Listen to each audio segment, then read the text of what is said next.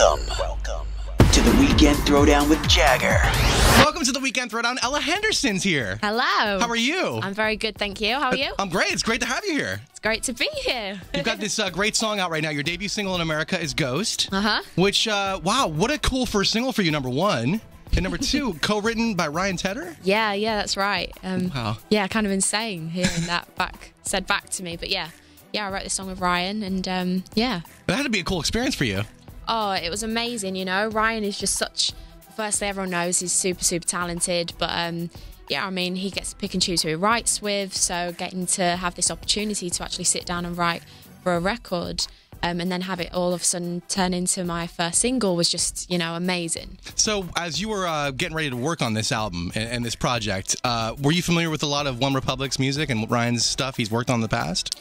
Yeah, I mean, I'm a huge, huge fan of his work. I mean, he's behind the scenes of so many amazing records, like, you know, he's behind Adele, Beyonce, Ellie Goulding, U2. He was working on U2 when I was in the studio with him. So, wow. Yeah, it was very surreal. But I kind of wrote down a list of names that I'd love to work with during the whole process, and I thought I was kind of like pushing them up, pushing the boundaries. And at the end of my process, I'd actually written with every one of them, and they're on my record. Like Babyface is on there. Wow. Salaam Remi, who wrote the Back to Black album, and yeah, someone like Ryan and Al Shucks. It's just incredible, the whole process of it. Oh, that's amazing. Would you tell us what is your interpretation of what Ghost is about? What's it mean to you? Ghost for me is it's a metaphor, and the symbolism of it is, you know, to represent someone or something that's just got this hold over you. You can't eat, you can't sleep, you want rid of it. I'll describe it as like a bad ex or your boss at work that you can't stand. Someone's even described it as a bad zit before. So. different descriptions of what this song is. Different descriptions, yeah. Depends what level you're on. Wow. You're an emotional person or you're just hilarious. But yeah. Well, it's such a powerful song, and it's like, I think it's cool because it's called Ghost, and it has that kind of haunting production to it. Mm-hmm. And like, you know what I mean? Like the music's like really like, oh, it fits that title of the song, and it sounds great.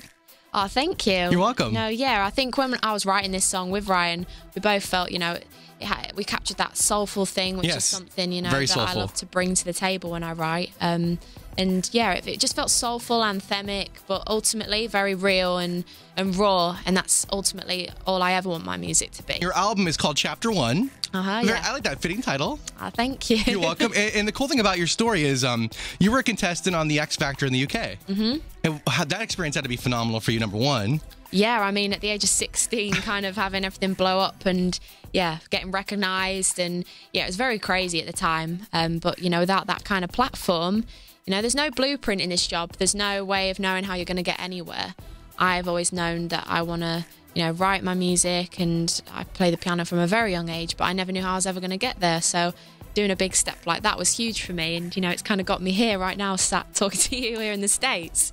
It's crazy. I can imagine it's got to be really surreal because you love doing this. I mean, like you said, you've been starting to do this when you were young. Mm-hmm. And X Factor to us, I mean, we of course know the power of that show, either for the UK or for America. We see how people have become stars off of reality TV shows, reality music shows. Yeah. And Simon Cowell is kind of like your boss in a way, isn't he?